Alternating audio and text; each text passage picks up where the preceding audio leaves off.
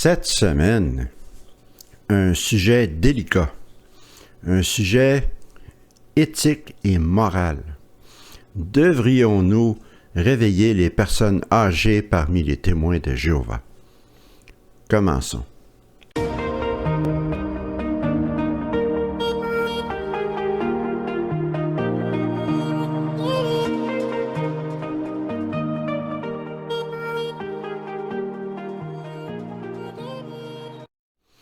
Bonjour et bienvenue à une nouvelle vidéo sur la vérité concernant Watchtower et les témoins de Jéhovah. Cette semaine, ce sera une vidéo un peu plus sérieux que d'habitude. Nous allons parler d'un sujet qui me tient à cœur, car j'ai ma mère, qui a maintenant 84 ans, qui est toujours témoin de Jéhovah, et certainement beaucoup d'entre vous qui me regardez avez aussi de la parenté, des parents, des tantes, des oncles ou même des très bons amis qui sont des personnes âgées qui sont témoins de Jéhovah, bien souvent depuis leur naissance. Qu'est-ce que nous devrions faire dans ces cas-là? Nous allons aborder ce sujet aujourd'hui. Vous savez, pour n'importe qui, c'est difficile de laisser les témoins de Jéhovah, même lorsque vous savez que c'est de la foutaise, que ce sont des mensonges, que c'est de la manipulation. Le jour où on décide de quitter, ou on est exclu, un ou l'autre, c'est toujours difficile, parce que vous vous retrouvez dans un monde complètement différent de celui que vous avez connu dans bien des cas toute votre vie. C'est comme lorsque vous êtes dans une piscine, ou à la plage, dans la mer, et que vous vous retrouvez dans un endroit qui est plus profond. Est-ce que vous allez être capable de nager? Est-ce que vous allez couler? Il y a quelquefois des sensations de panique, de l'inquiétude, de l'anxiété, mais il faut apprendre à le faire. Il faut apprendre à nager dans cette nouvelle situation, dans un nouvel univers, en dehors des témoins de Jéhovah, mais ce n'est jamais facile. Souvent, on a besoin d'aide psychologique, on a besoin de soutien, et c'est très difficile. Il va y avoir de la douleur, il va y avoir des larmes, il va y avoir de la solitude, et je l'ai vécu, beaucoup d'entre vous l'avez vécu aussi, c'est un fait, c'est difficile, mais c'est faisable. Vous vous souviendrez peut-être aussi, lorsque, dans bien des cas, lorsqu'on découvre que ceci est une secte, que c'est de la foutaise, on veut le dire à tout le monde. On veut donner cette nouvelle vérité à tous ceux que l'on connaît dans la religion, avec tous nos amis. C'est comme un débordement de vérité, si on veut. Et laissez-moi vous dire que ça ne fonctionne pas. Ça ne fonctionne pas comme ça. Nous, on a découvert la vérité sur la vérité, mais en réalité, c'est très difficile de réveiller quelqu'un d'autre.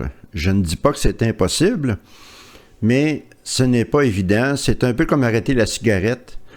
Jusqu'à ce que la personne veuille arrêter de fumer, elle n'arrêtera pas, peu importe combien on essaie de lui dire que c'est mauvais pour sa santé. Et bien entendu, une des premières choses que l'on pense lorsqu'on se réveille des témoins de Jéhovah, surtout si on a des parents, un père, une mère ou les deux, qui sont âgés et qui sont témoins de Jéhovah, on va les réveiller, on va leur dire, on va leur faire voir que c'est des mensonges. Et c'est la réaction naturelle, c'est la réaction qui est normale, qui vient d'un cœur aimant. Mais la question, est-ce qu'on devrait réveiller une personne âgée qui est témoin de Jéhovah? Et je sais que ça a l'air évident, mais pensez-y un peu à cette question.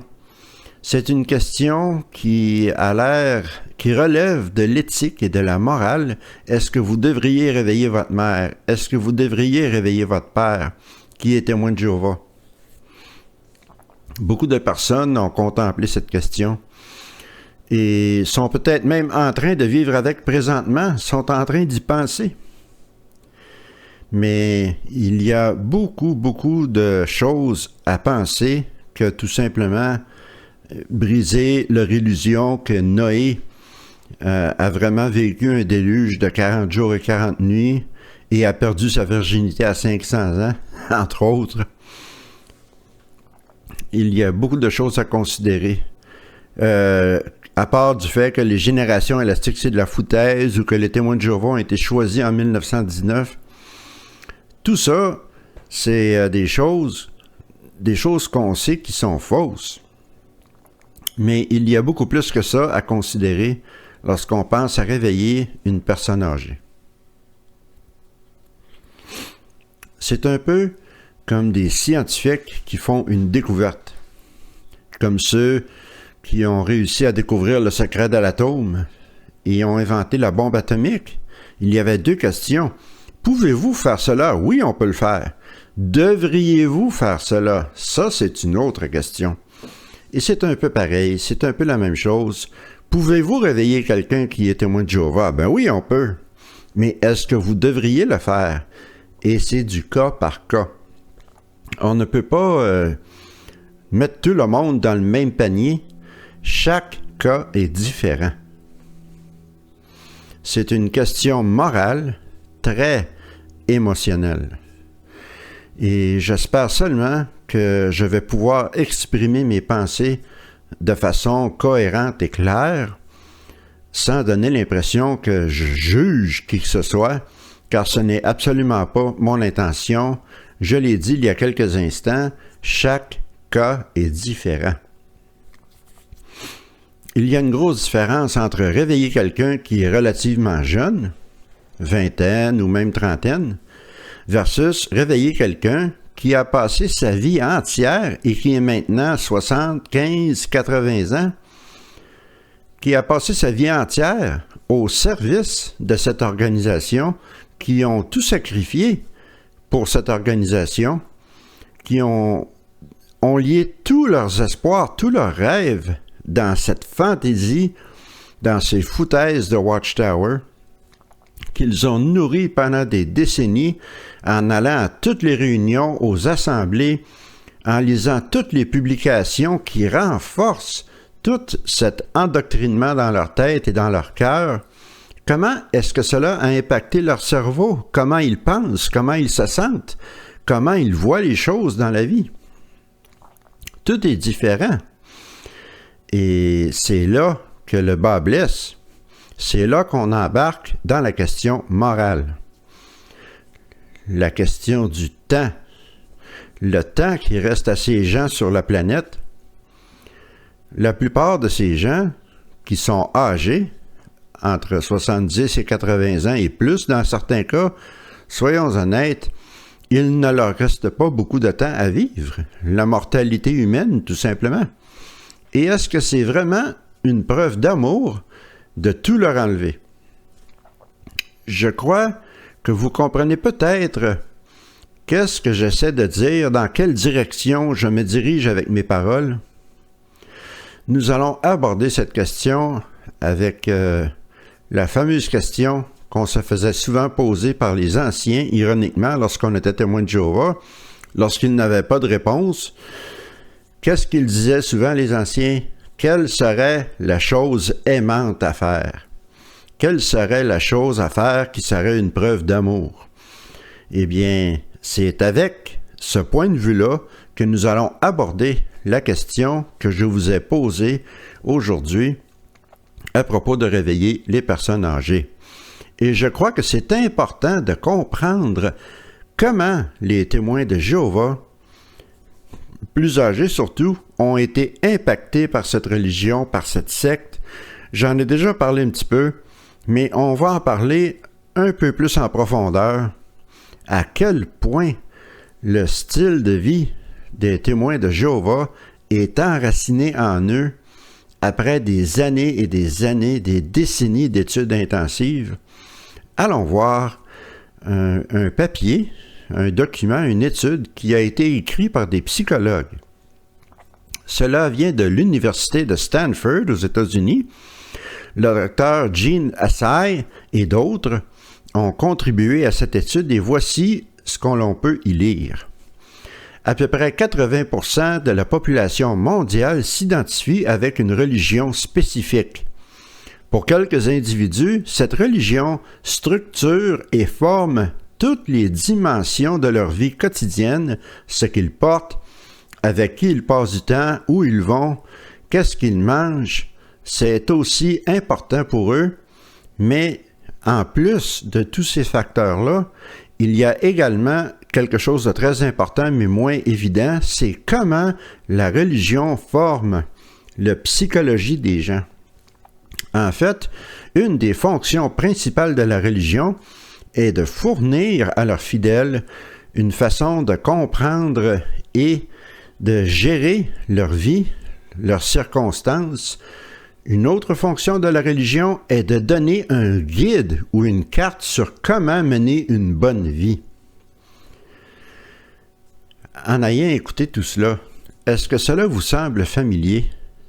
Si, comme moi, vous avez un parent âgé qui est encore témoin de Jéhovah et que, comme moi, vous avez la grande opportunité, la grande bénédiction d'avoir une relation avec cette personne, vous avez certainement reconnu beaucoup des facteurs qui ont été cités dans cette étude. Il est clair, nous le savons tous, ceux qui avons quitté surtout, que les témoins de Jéhovah sont une secte à haut contrôle. On parlait de comment manger, comment s'habiller, avec qui vous passez votre temps, etc., etc. Et imaginez comment ce que c'est pour les personnes âgées qui sont encore pris au piège dans cette secte et qui continuent à servir avec loyauté les maintenant 11 clowns qui sont dans l'État de New York. Comment est-ce que cela impacte leur vie? Qui ils sont?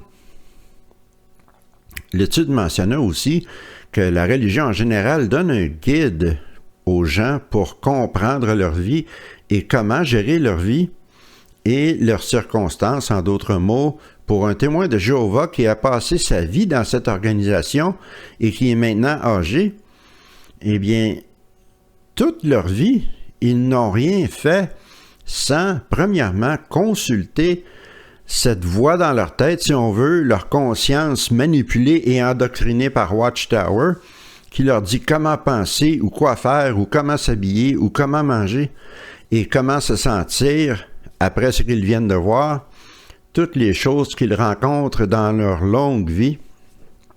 Tout a été passé à travers ce filtre de Watchtower. Alors prenez tous ces faits et imaginez enlever tout cela à une personne du jour au lendemain. Et je ne parle pas d'une jeune personne ou une nouvelle étude biblique. Non. Je parle d'une personne qui a passé des décennies et des décennies dans cette organisation, qui a fait chaque décision en croyant fermement qu'un jour il serait au paradis. Ils vivent dans un paradis spirituel. Imaginez un peu comment est-ce que ça serait de leur enlever tout cela du jour au lendemain. Et si vous y pensez bien, qu'est-ce que vos instincts vous disent? Beaucoup d'entre nous luttons avec cela, avec cette question. Et je m'en suis fait parler d'ailleurs par certaines personnes en message privé. Quoi faire avec cette question? Quoi faire dans cette situation? Et c'est très difficile. Chaque cas est différent, je l'ai dit et je le redis, chaque situation est différente. Nous allons maintenant parler de d'autres facteurs et je veux être clair en disant que dans cette vidéo, je ne vous dis pas d'aucune façon si oui, vous devriez réveiller les personnes âgées ou si non, vous ne devriez pas réveiller les personnes âgées. Ce n'est pas à moi de vous dire cela. Je veux tout simplement mettre des faits en évidence pour votre considération dans le processus de penser à cette question et de prendre une décision. Je crois que d'ici la fin du vidéo, si ce n'est déjà fait, vous allez déjà deviner mon opinion sur le sujet, mais mon opinion n'est pas importante pour vous, dans le sens que votre cas est particulier est différent de mon cas et différent de tous les autres cas. Moi, ce que je fais ici aujourd'hui, je vous expose des faits, tout simplement, pour vous éclairer sur votre parcours quant à la décision à prendre sur cette question très émotionnelle et très sérieuse. Donc, pensez à ce qu'un témoin de Jéhovah âgé, comment il vit sa vie dans cette organisation, à quoi il s'accroche désespérément, il ou elle, alors qu'il essaie de gérer leur vieillesse dans ce système de choses et de gérer tout ce que la vie lance dans leur direction en général et aussi de la part du Collège central des témoins de Jéhovah. Je vais vous lire une citation. Ce grand espoir d'être relâché de l'emprise de la vieillesse et de la mort donne beaucoup d'encouragement aux personnes âgées en ces temps difficiles. Par exemple, une femme en Floride qui a commencé à examiner les promesses de la Bible après la mort de son mari a dit que l'espoir de la résurrection de son mari était ce qui l'avait vraiment intéressé dans le nouveau système de Dieu. Cet espoir réconfortant l'a aidé à soutenir dans son deuil, dans sa tristesse, et lui a donné la meilleure raison pour vivre. Pensez-y, le jour viendra lorsque les personnes âgées verront le processus de vieillissement renversé, avec de moins en moins de rides alors que le temps passe. La vision sera restaurée, ils n'auront plus besoin de lunettes. Leur ouïe augmentera aussi, alors ils pourront jeter et se débarrasser des appareils pour entendre. Les infirmités seront éliminées, donc ils pourront marcher sans canne. Et en plus de tout cela, ils pourront accueillir et revoir des êtres chers qui étaient décédés lorsqu'ils ressusciteront. De quand date cette citation? Eh bien, c'est dans le Réveillez-vous du 22 juin 1979. Il y a de cela 45 ans. Ça fait longtemps. Et cette dame, qu'on mentionne ici, qui a découvert la vérité, elle est probablement décédée depuis longtemps. Si elle existe, vous en voulez plus? Écoutez bien cela. Sous l'administration de son nouveau gouvernement universel se produit un nouveau phénomène. La santé de chacun va en s'améliorant. Il n'y a pas à s'y méprendre. La santé des sujets obéissants de ce gouvernement se rétablit bel et bien. Les douleurs et les souffrances disparaissent, les rides s'effacent des visages autrefois marqués par la fatigue ou par le temps. Même ceux qui courbaient le dos sous le poids des années et de la faiblesse se redressent petit à petit et marchent avec grâce. Autour de nous, nous voyons les vieillards revenir au jour de leur jeunesse. De toute évidence, les humains sont heureux de vivre et chaque journée nouvelle est saluée avec gratitude comme une journée supplémentaire de vie. Les infirmités régressent, les forces physiques vont croissant et le corps humain ne subit plus l'usure du temps. Quel que soit le remède administré par ce gouvernement universel, ses effets font merveille. En définitive, il élèvera le genre humain à la perfection. Et cette citation-là vient du livre « Le futur gouvernement universel, le royaume de Dieu », qui, lui, en anglais, a été imprimé en 1977, il y a encore plus longtemps. Alors, vous voyez, toutes ces doctrines, particulièrement pour un témoin de Jéhovah âgé, ils se sont accrochés à ces fantaisies et ils ont été exposés à un régime régulier de ces cochonneries. Cela a formé qui ils sont. Les briques du mur qu'il y a entre vous et eux, parce que vous avez quitté l'organisation, sont fabriquées par ce genre d'endoctrinement. Ils doivent continuer à donner un bon exemple. Sachez que lorsqu'un témoin de Jéhovah a mal émotionnellement, il retourne à ses foutaises. Lorsqu'ils sont heureux, ils retournent à ses foutaises. Lorsqu'ils sont déprimés, tristes, anxieux, seuls, sans argent, quoi que ce soit, ils retournent toujours à ces choses-là pour se réconforter. Parce qu'ils ont fait confiance à cela durant toute leur vie. Et pour une personne âgée, cela peut représenter 50, 60, 70 ans de leur vie. Et lorsqu'on a quitté l'organisation, on peut voir cela en action. Et dans certains cas, cela peut même nous rendre fous d'une certaine façon de voir nos parents âgés tomber sous le sort, sous l'ensorcellement, l'endoctrinement de Watchtower. Mais vous, moi, d'autres personnes dans notre genre, nous avons le temps de notre côté. Nous sommes relativement jeunes que ces gens-là. Est-ce qu'eux, ils ont du temps de leur côté? Pas vraiment. Comment est-ce que cela arrive? Comment est-ce que ça fonctionne? Comment est-ce que ces pauvres personnes sont endoctrinées à ce point-là? Eh bien, c'est beaucoup plus que simplement ce qu'ils entendent à la salle du royaume pendant des décennies, ou qu'est-ce qu'ils lisent dans les publications aussi pendant des décennies. C'est beaucoup plus que cela. Retournons à l'étude que nous avons citée tout à l'heure de l'Université de Stanford. Comme nous avons vu auparavant, la religion nous enseigne comment nous devrions nous sentir ou ne pas nous sentir, à travers de produits religieux, des textes religieux, des reliques, des icônes, des peintures, des statues religieuses. Tout cela est conçu pour déclencher des émotions chez la personne. Elle joue un rôle encore plus grand pour modeler l'état réel d'une personne.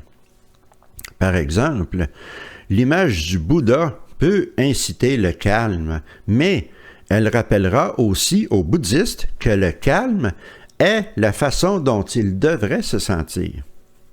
Donc, des croyants se retourneront vers des reliques ou des statues ou des textes ou des objets d'art, et dans le cas des témoins de Jéhovah, dans les publications, vers les revues, vers les livres, les vidéos de Watchtower, pour se rappeler comment ils devraient se sentir, particulièrement lorsqu'il y a des temps de grande anxiété et d'incertitude. Nous pouvons aussi prédire que là où les idées culturelles et les pratiques culturelles religieuses forment comment les gens se sentent, ils forment aussi comment les gens veulent se sentir. Est-ce que cela vous semble familier? N'est-ce pas que c'est exactement ce qui se passe avec Watchtower? L'étude continue en disant: est-ce que les personnes religieuses vont réussir à se sentir comme ils voudraient se sentir, comme elles pensent qu'elles devraient se sentir? Cela dépend de beaucoup de facteurs, comme le tempérament de chaque personne, la capacité de contrôler les émotions, l'engagement culturel ou religieux ou une combinaison de ces facteurs. Cela semble évident, mais dans la vie de tous les jours, les gens sont souvent surpris lorsqu'un prêtre, un curé, un moine, un chef religieux quelconque est accusé ou même condamné pour un crime qui est moralement répréhensible. Ils sont surpris de cela. Alors pensez aux anciens, particulièrement dans les congrégations qui ont été accusés d'abus sexuels sur les mineurs. Ce n'est qu'un exemple de conduite moralement répréhensible. L'étude continue en disant: cette surprise vient du fait à ce que nous nous attendons à ce que des gens qui sont religieux, particulièrement des chefs religieux, nous nous attendons à ce qu'ils pensent, à ce qu'ils se comportent et à ce qu'ils se sentent de façon qui est conforme avec la doctrine de la religion, avec les idéaux religieux qu'ils professent. Toutefois, beaucoup de gens vont avoir des sentiments formés par cette religion et donc cela aura comme conséquence la religion va contrôler et va former comment ils veulent se sentir, encore plus que comment ils se sentent en réalité. C'est un peu complexe, c'est un peu profond, beaucoup de psychologie là-dedans, mais c'est entièrement vrai. Lorsqu'on applique cela aux témoins de Jéhovah, on peut voir que c'est la vérité. Je mentionnais les publications tout à l'heure, mais les vidéos, les livres qui montrent des témoins de Jéhovah fidèles qui sortent de la tombe, qui prennent les membres de leur famille dans leurs bras après une résurrection. C'est puissant, c'est encourageant. Et ceux qui sont dans la secte ont été exposés à cela pendant des décennies. On a même vu récemment des vidéos avec des effets spéciaux faits par Watchtower qui montrent des personnes âgées qui deviennent jeunes devant nos yeux. Seulement s'ils continuent à être témoins de Jéhovah fidèles, bien entendu. Comme le disait l'étude, toutes ces choses, les livres, les textes, les vidéos, les revues, sont conçus pour déclencher des émotions. Et cela se fait semaine après semaine pour ceux que nous aimons et qui sont encore témoins de Jéhovah, particulièrement les personnes âgées. S'ils peuvent seulement s'accrocher, s'ils peuvent finir la course pour la vie, s'ils peuvent endurer jusqu'à la fin, s'ils peuvent compter les coups. Nous connaissons tous ces phrases que les témoins de Jéhovah entendent jour après jour. S'ils peuvent faire tout cela, ils auront le paradis. Ils auront le rêve que le Collège central a décrit en 1977. Les rides vont disparaître, les gens vont ressusciter. Et tout cela va arriver, et vous, en tant que personne qui a quitté cette organisation, vous vous retrouvez dans la position douloureuse de décider si vous voulez vraiment briser leur monde complètement en leur disant la vérité. Et voilà cette question qui revient. Est-ce que vous devriez le faire? Est-ce que vous devriez le faire? Souvenez-vous, on parle ici surtout d'émotions. Leurs émotions sont impliquées année après année en conditionnement par Watchtower. Ces émotions, en fait, sont le guide principal. Si nous sommes réellement honnêtes, c'est pratiquement toujours ceci qui est impliqué, c'est le contrôle des émotions. Et c'est la raison pour laquelle beaucoup de témoins de Jéhovah n'étudient même pas. Ils se sentent bien juste en sachant que le nouveau système arrive. Mais les personnes âgées que nous aimons et qui sont encore dans cette organisation, on les frappe constamment avec le message d'ignorer tout ce qui pourrait être le contraire de ce qu'on leur a enseigné. Ils vont même considérer cela comme un péché. Et l'idée de s'accrocher désespérément, c'est tout ce qu'ils ont connu toute leur vie. Ceci est constamment renforcé. Nous avons tous été aux réunions, nous avons été aux assemblées, nous l'avons vu, nous l'avons entendu, et ce qu'ils font maintenant, c'est la même chose qu'ils faisaient à l'époque. Quand on essaie de les réveiller, il y a toujours le danger qu'ils vont retourner à ces années d'endoctrinement. Le message dans cette religion, dans cette secte, a toujours été le même, que vous soyez jeune ou vieux. Allons voir la tour de garde du 15 septembre 1989, un article qui s'intitule « Que devons-nous faire pour être sauvés ?» Il y a donc plusieurs choses à faire pour être sauvés. Nous devons acquérir une connaissance exacte des desseins de Dieu et de son moyen de salut. Ensuite, il nous faut exercer la foi dans le principal instrument du salut, Jésus-Christ, et faire la volonté de Dieu le restant de notre vie. Le salut est assuré pour ceux qui remplissent ces conditions, mais il faut persévérer jusqu'à la fin de notre vie ou du système de choses. Seul celui qui aura enduré jusqu'à la fin sera sauvé. Vous voyez, n'est-ce pas? N'importe laquelle personne âgée que vous voulez brasser un peu et réveiller, on leur a dit pendant des décennies, souvent toute leur vie, qu'ils doivent s'accrocher jusqu'à la fin, qu'ils doivent persévérer. Et ils ont déjà accroché tout cela pendant des décennies dans certains cas. C'est une question incroyablement complexe. Devriez-vous les réveiller? C'est difficile à gérer. Il y a beaucoup de choses à considérer, entre autres, et pas la moindre. Vous ne voulez pas qu'ils continuent à vivre un mensonge. Vous les aimez immensément. Ils sont tellement spéciaux pour vous. Et votre propre conditionnement à dire la vérité sous toutes circonstances que vous avez eues lorsque vous étiez témoin de Jéhovah, ironiquement, tout cela entre en jeu.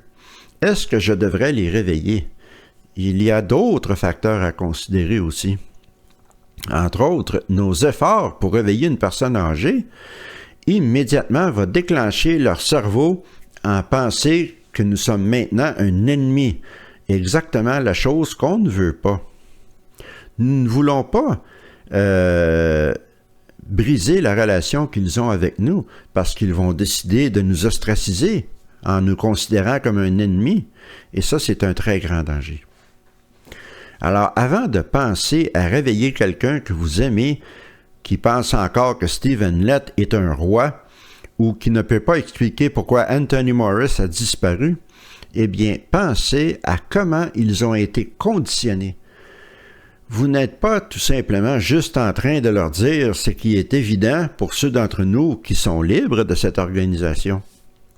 Vous êtes en train de démanteler tout ce qu'ils croient, tout ce qu'ils sont et leur futur. Allons voir la tour de garde du 15 octobre 1958. En ce qui a trait aux humains sur la terre, du côté de Jéhovah, il y aura ceux qui sont complètement dévoués à lui et qui ont suivi Jésus-Christ avec foi. Comparé aux milliards et milliards de la terre, ils sont très peu. Ils sont le peu de gens qui marchent le chemin étroit qui mène à la vie. Et voilà une des fameuses briques qui est dans ce mur entre vous et eux. Ils croient qu'ils sont l'élite. Ils sont le 0,1% de la population qui va vivre éternellement au paradis. Tous les autres sont sous le contrôle de Satan et cela vous inclut. Et on leur nourrit cela et ils sont récompensés ou pas récompensés, dépendant de leurs décisions dans cette secte, dans la vie de tous les jours. Cet impact se fait ressentir sur ceux qui sont associés à n'importe quel niveau, mais particulièrement et spécialement ceux qui ont été dans cette secte pendant des décennies. Les personnes âgées, les parents, les grands-parents. Allons voir la tour de garde de juin 2016, l'édition d'études. Il serait encore moins sage de permettre aux fautes des autres de nous faire trébucher et quitter l'organisation de Jéhovah. Nous perdrions non seulement l'honneur de faire la volonté de Dieu, mais encore l'espoir de vivre dans son monde nouveau. Juste entre ces deux références que je vous ai données, entre 1958 jusqu'à 2016, il y a 58 ans. Et beaucoup des personnes âgées, des gens que l'on aime, qui sont témoins de Jéhovah encore, ont vécu pendant toutes ces années. Et ils se sont accrochés à ces promesses pendant toutes ces décennies. Des décisions d'obéissance stricte au Collège central. Comment se sentiraient-ils s'ils savaient que tout cela était des mensonges et qu'ils avaient gaspillé leur vie entière sur une fantaisie fabriquée par des humains? Si on les réveillait et qu'on partageait avec eux ce fait, je vous le demande, est-ce qu'ils s'en remettraient? Est-ce qu'ils profiteraient de ce qui reste de leur vie sur la terre? C'est vraiment une question difficile et une décision difficile. Et la décision est entièrement personnelle. Comme je l'ai dit tout à l'heure, je ne suis pas ici pour imposer mon opinion. Je vous donne tout simplement des faits à considérer. Imaginez être en train de dire à un parent, j'utiliserai cet exemple, que cette religion est un mensonge. Et cette personne, non seulement lutte contre la logique, ils ont peut-être même des doutes eux-mêmes. Ils sont des personnes intelligentes. Mais ils luttent contre cette logique et retournent dans leur conditionnement. Essaient de naviguer les émotions douloureuses de maintenant. Pensez que vous, leur fils ou leur fille, leur neveu, leur nièce, leur ami intime, que vous êtes maintenant un ennemi. Non seulement leur ennemi en essayant de les décevoir, mais aussi un ennemi de Dieu. Oh oh! Ils sont peut-être dans les dernières secondes de vous parler, parce qu'ils vont même prendre la décision de vous ostraciser, de couper les liens avec vous, même si vous êtes leur enfant, leur ami intime, un membre de leur famille, et même s'ils vous aiment intensément. Ils sont en train de gérer ces émotions, de savoir ou de croire dur comme fer que votre histoire a terminé, que vous n'êtes plus un fidèle serviteur de Dieu. Allons voir la tour de garde du 1er juin 1977. Dans un proche avenir, cette génération verra la grande tribulation prédite qui amènera une fin à ce système de choses méchant. À ce moment-là, aucun des serviteurs fidèles de Jéhovah, ceux qui ont survécu, ne seront tristes à propos de la destruction des méchants. Au contraire, ils se réjouiront, tels comme Moïse et son peuple se sont réjouis lors de la destruction de Pharaon et de son armée. Alors oublions le fait que cela a été écrit en 1977 et que ça ne s'est toujours pas accompli, mais pensez-y une minute. Vous voulez réveiller un parent, un grand-parent. Vous voulez qu'il sache. Vous voulez qu'il se libère. Vous voulez qu'il comprenne pourquoi vous êtes parti. Et eux, pour leur part, non seulement doivent-ils gérer cette tristesse de croire qu'ils vous ont perdu, mais le Collège central leur dit qu'ils devront se réjouir lorsque Armageddon arrivera et que vous serez tués, vous serez détruits devant leurs yeux. Ce message est là constamment pour ces gens-là.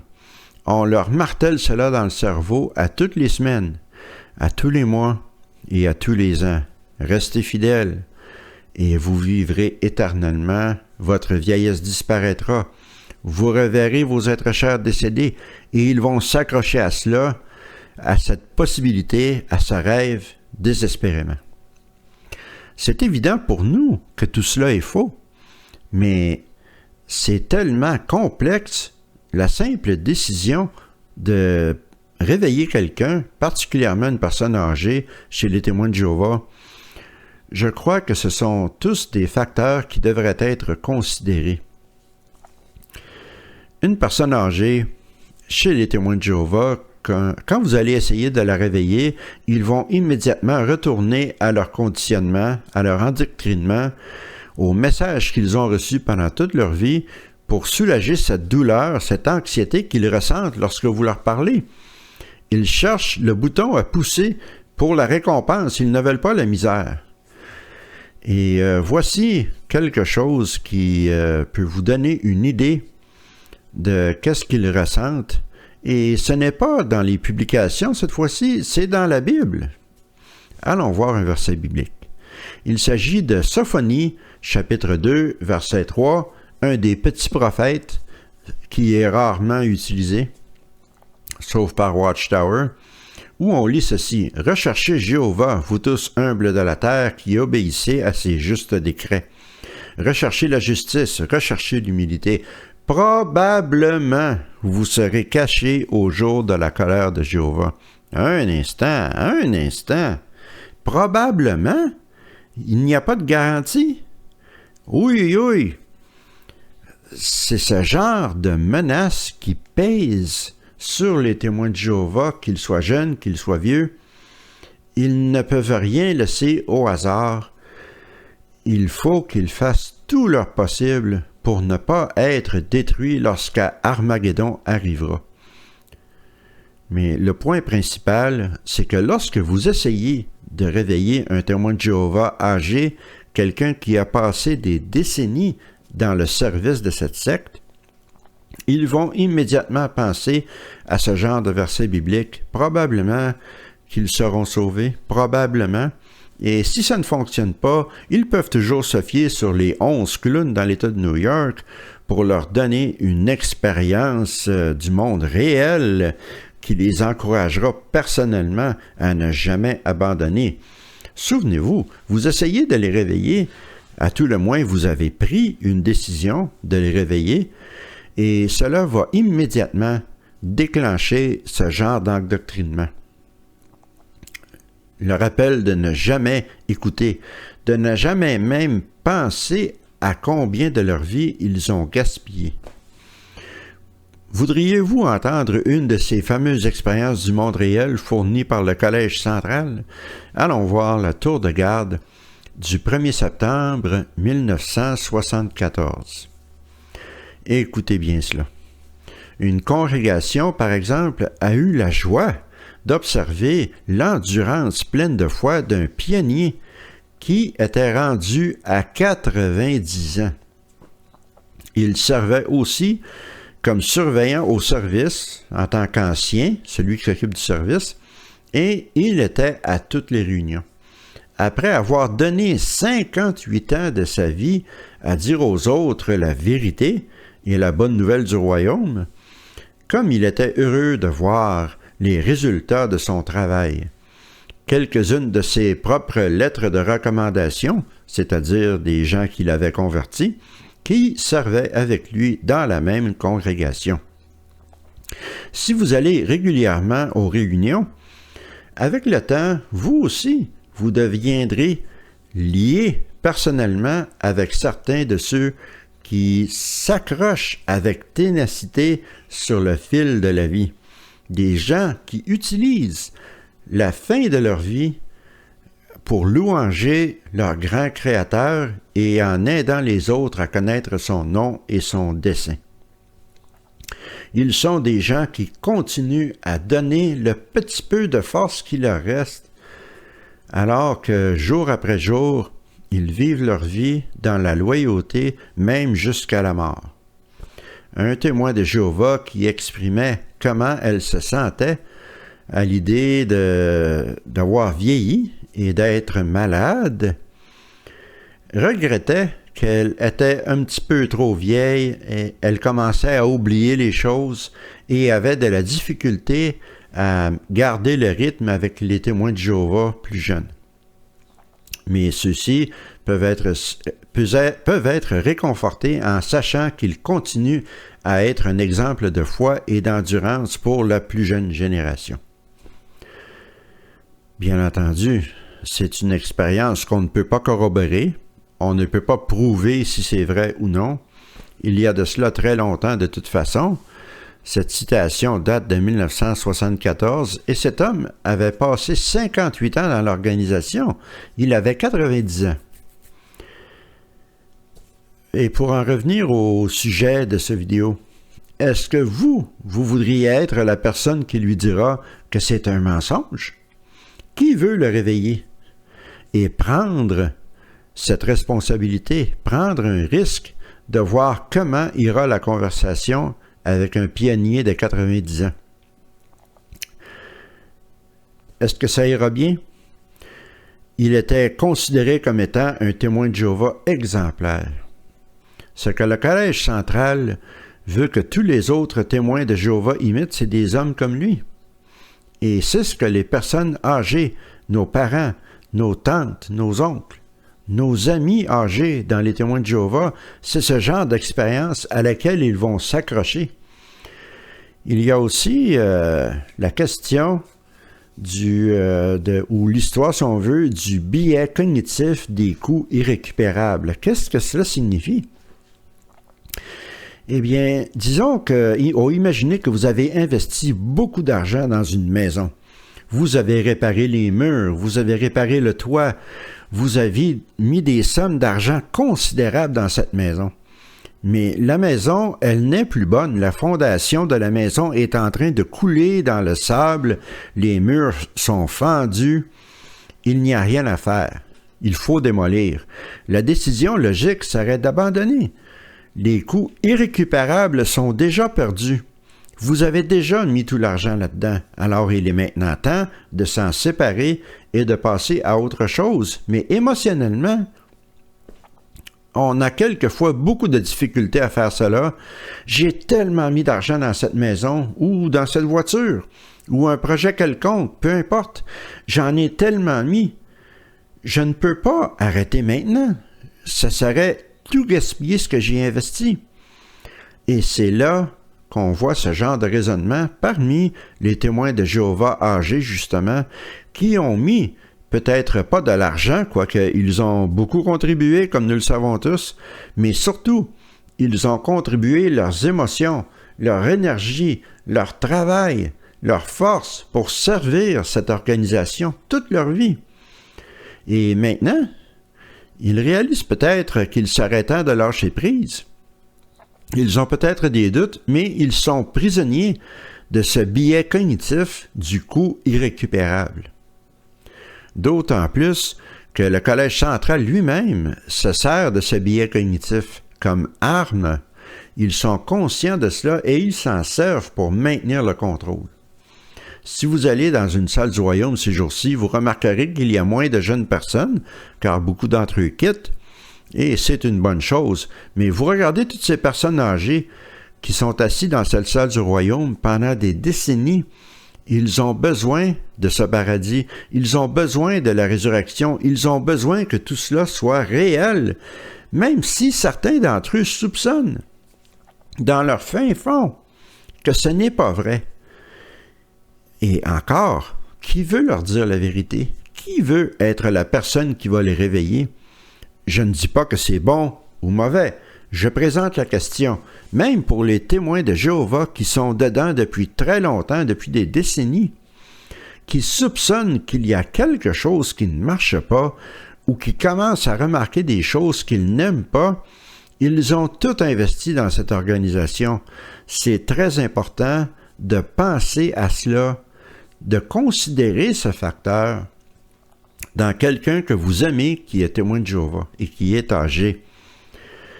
Même pour ceux qui ne sont plus témoins de Jéhovah ou qui ont seulement été exposés comme aux témoins de Jéhovah en tant qu'adultes, il peut être réellement difficile de comprendre pourquoi ne peut tout simplement pas se séparer de cette secte. C'est évident que c'est faux. Il n'y a rien de vrai là-dedans. Pourquoi reste-t-il accroché? Pourquoi mon père, ma mère, mon ami ne peuvent pas se dégager de cela? Et vous êtes littéralement en train de détruire leur monde, leur univers. Et cela n'inclut même pas les risques que j'ai mentionnés tout à l'heure, qu'ils décident de couper les contacts avec vous et de vous ostraciser s'ils décident que votre effort pour les réveiller est un péché et que vous êtes un ennemi de Dieu maintenant. Alors pensez-y. Lorsque vous essayez de réveiller quelqu'un qui est âgé chez les témoins de Jéhovah, un parent, un oncle, une tante, peu importe, vous prenez le risque ou vous courez le risque d'effacer leur vie entière, d'effacer leur monde, tous les souvenirs, tous les sacrifices. Alors quand on considère si on devrait réveiller un témoin de Jéhovah âgé, c'est vraiment une question profonde, une question difficile, une question complexe. Il faut penser à l'impact que cela aura sur ces gens-là, sur le reste de leur vie, le peu qui en reste quelquefois. S'ils apprennent finalement la vérité sur la vérité, est-ce qu'ils peuvent émotionnellement et même physiquement gérer les émotions que cela va susciter de voir leur système de croyance complètement éliminé, détruit, chamboulé, un système qui était en place pour quelques-uns d'entre eux depuis qu'ils sont tout petits? Je répète, la question, devriez-vous réveiller un témoin de Jéhovah âgé?